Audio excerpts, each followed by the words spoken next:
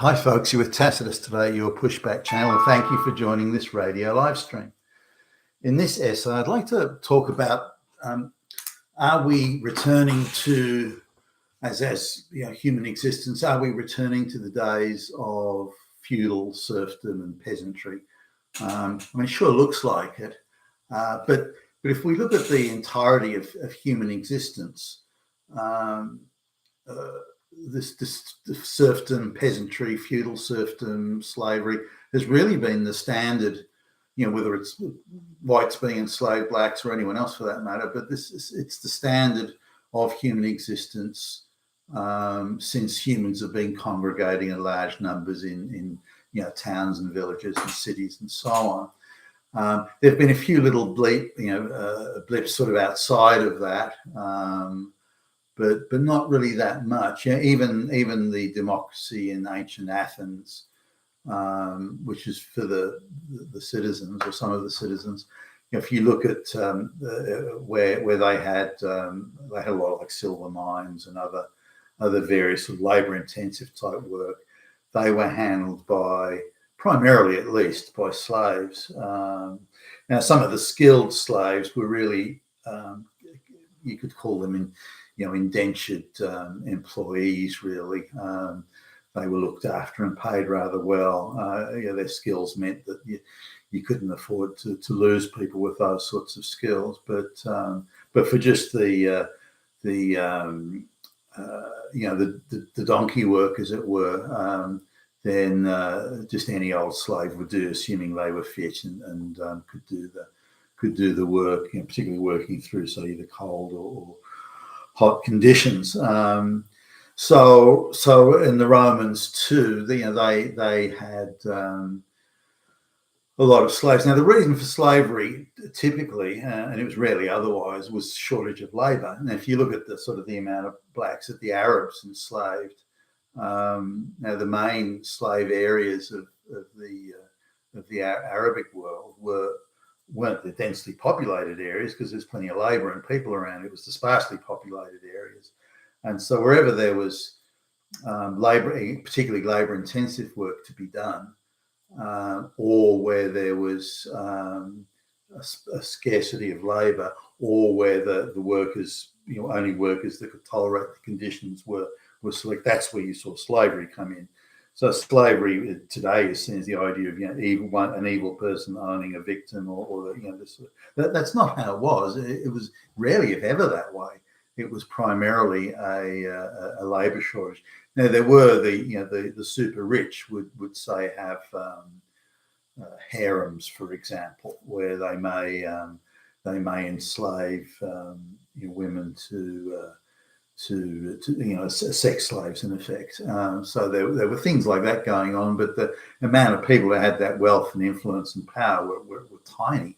There was one, just to give you some idea, in probably one of the most democratic societies in the world at the time, in the late 1700s, and Britain had a population like less than 10 million at the time, but there were something in the order of 3,000 people that were running the British government.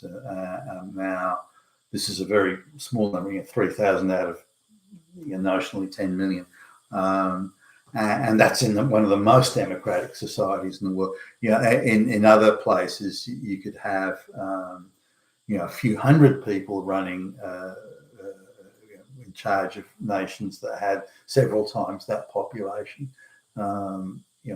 Russia, China, and India, and places like that being examples. India not so much, because it was fractured off into small petty fiefdoms and so on. So, but if there was anything resembling a national or substantial regional government, typically it's a very small number of people. So even by having 3,000 people in charge in Britain at the time, again, this is the late 1800s.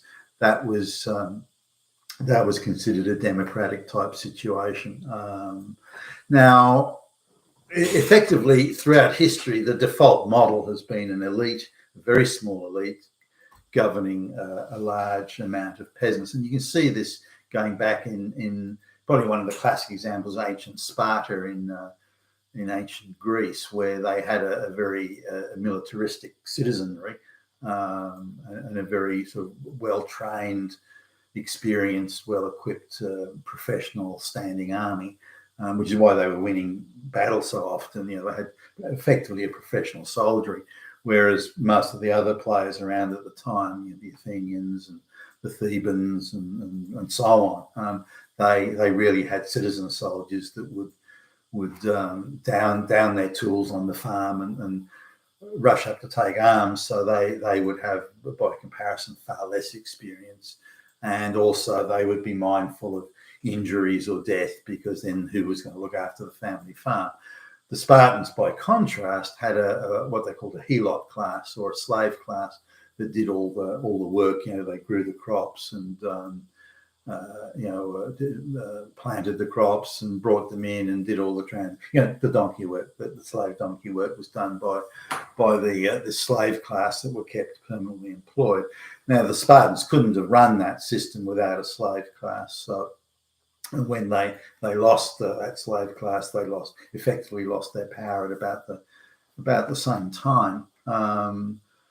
So the soldiers having to leave the army and then go and do the work on the farm and so on. So it changed the whole dynamic of that. But throughout history, really the natural order of things has been a slave class, or a serf class, or an underclass, or a working class, or the beasts of burden class, call it what you like. And that only really changed in the Western world in the early 1830s. When the industrial, and Western Europe in particular, the Industrial Revolution took off. Now, there were other factors that were feeding into this by the late 1700s, such as the French Revolution, which was spreading ideas of equality and fraternity and all this sort of thing, even though it was high-minded and high-sounding rhetoric. The reality on the ground for the French people was quite different. For example, you were compulsorily drafted into the army, and if you didn't, they'd kill you. So there's this liberty thing was observed in the breach rather than in the day-to-day reality of things. The same in the United States, where the United States Constitution was enshrining ideals that were again fine on paper, but were harder to realise in practical reality. Nonetheless, it was a great, I believe at least a great step forward in understanding how society could be governed and managed, and particularly where the people had input to the form of government that they would have and how that government was run and administered. But really, it only began in that late 1700s in a sentiment. Now, the British situation was far more organic. There weren't those sort of revolutions, not during that time at least. You could say that the Civil War with Cromwell and what the British called the Glorious Revolution, where the Parliament effectively said to the King, we don't want you around anymore, buddy, and we're going to bring in someone else who's more understanding of the concepts of liberty we want to employ. This is the late 1600s, so the Glorious Revolution. But effectively, the peasant serf class remained, and the very small numerically elite stayed, and the job of the peasants was to serve the elite and to enrich them and to provide for all their needs, which they did. So this began to change with the agricultural revolution coming first, where Britain, where these small plot holders were replaced by much larger, more economical farms. The small plot holders were displaced, going to the city, which fed, of course, the time of the Industrial Revolution with all these factories coming up. Now, with the people leaving the country and coming to the city, we had then concentrations of population, which is very important in making the Industrial Revolution possible, because the factory owners sort of had the workers there to do the work. Not only the skilled workers, but also the people just, again, doing the donkey work in the factories rather than donkey work on the land. Now, there's also a difference, of course, in productivity here, where one person with an oxen or a horse can only till a certain amount of land, no matter what they do. Whereas in a factory, you can invent better machinery, faster machinery and all that sort of thing, which then disproportionately increases the productivity of the individual, which is why nations that embraced industrialization at the time and subsequently were able to pull so far ahead of the rest. So Britain, with a population of 10 million, was able to rule, a quarter of the world's surface, even though they had a tiny population. They were technically and organisationally so far advanced they had this. But in coming back to the idea of not living as serfs, we need to understand that the universal vote, universal franchise, only occurred in the 1920s. So it's only 100 years ago that universal franchise existed. Now, there are a couple of little places where it occurred beforehand for very local reasons rather than reasons of liberty. Far from it, it wasn't nothing to do with liberty. For example, in New Zealand, universal franchise is given to men and women, but that's only because if it was only given to men, then the number of white people would be outnumbered by the Maoris, and that was considered to be like, whoa, we can't have that. So that's why they gave the vote to women as well, simply to dilute the Maori influence in the voting. The idea is held up as a women's rights things today is nonsense. So again, it was only 100 years ago that the vote was a universal franchise was given. And it's only really been, 50 years since the vote was given to 18-year-olds. Now, 18-year-olds could be drafted into the army, but they were viewed as mentally or simply unsophisticated, too unsophisticated to have the vote. So the vote was, I think, 21 and 23 in other places.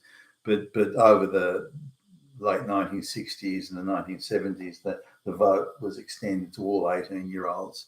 And so we need to understand that the liberties and participation in government and the say, people having a say in government, this is all very recent and new. And it's something that the elites always resented.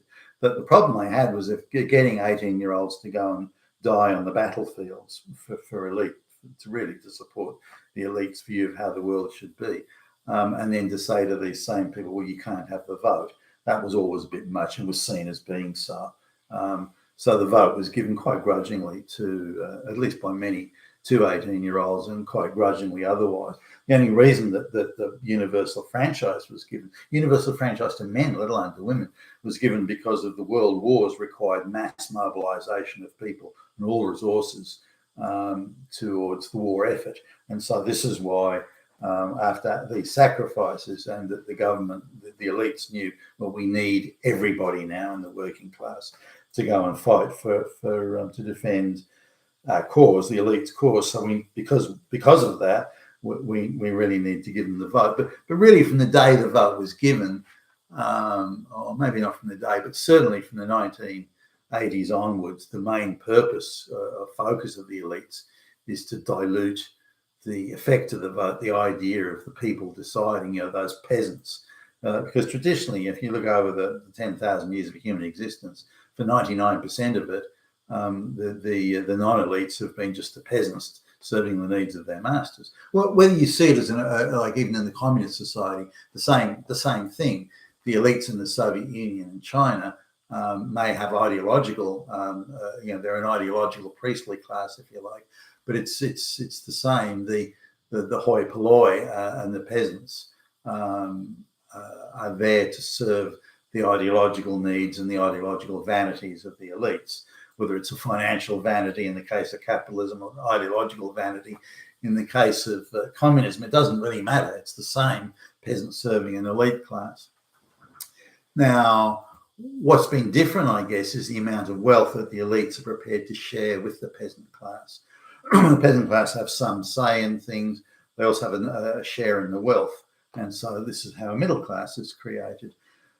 But since globalization particularly took off, the elites have seen that they're not prepared to accept this. They don't want to share power anymore, and they certainly don't want to share the money anymore. And so now every effort's been made to dilute the influence that the peasant class has and return these non-elites into a state of serfdom. Now, whether it's people get a universal basic income and then do all the work for the elites, it doesn't really matter.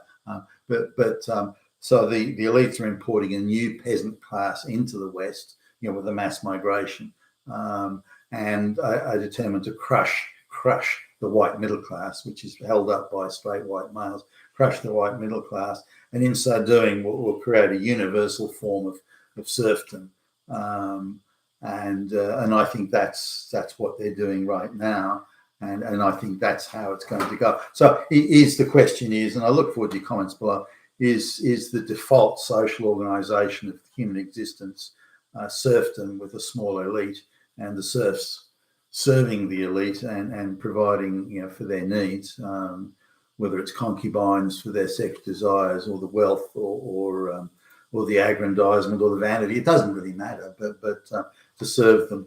And is that going to be the natural state that we return to, given that it's been, again, the natural state for 99% of human existence? And will the Industrial Revolution, a middle class, all that sort of thing that we saw forming and then coming in over the last 200 years, will that disappear, and will it be some sort of footnote in history, if indeed the elites don't write it out of history entirely, which I suspect they might. You've been a Tacitus at your Pushback channel, and thank you for listening.